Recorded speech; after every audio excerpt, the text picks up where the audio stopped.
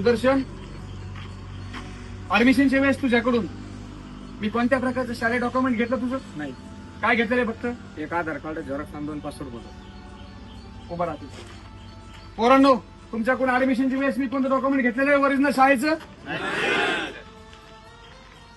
महाराष्ट्रातल्या तमाम पालकांना माझी विनंती आहे, अकॅडमीसाठी कोणत्याही प्रकारचं शालेय डॉक्युमेंट लागत नाही.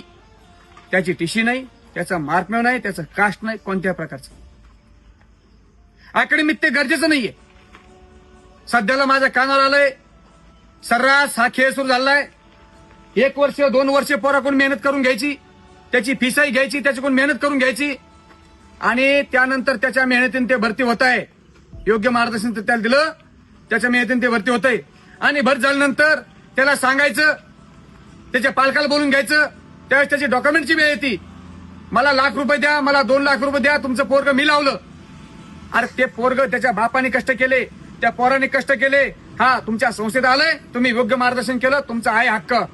पण तुमचा हक्क तेवढाच आहे जेवढा तुम्ही ते पोरग तुम्हाला फीस देतोय तेवढाच हक्क आहे. एक्स्ट्रा त्याच्याकडून फीस घ्यायचा तुमचा अधिकार नाही तुम्हाला. अरे विचार करा अकॅडमीवाल्यांनो, तुम्ही काय करता ये? अरे आपल्या फीस मध्ये चालवा संस्था. अरे ते गरीब पोरग आहे, ते शेतकऱ्याचं, कष्टकऱ्याचं, कामगाराचं पोरग आहे.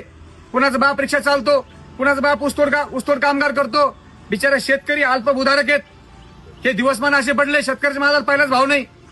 तू ₹1,00,000 ₹2,00,000 मागतो, ते ₹1,00,000 कमावण्याकरता त्याला 6 महिने ऊसतोड करावं लागते, त्याला वर्षभर शेतामध्ये खपावं लागतं.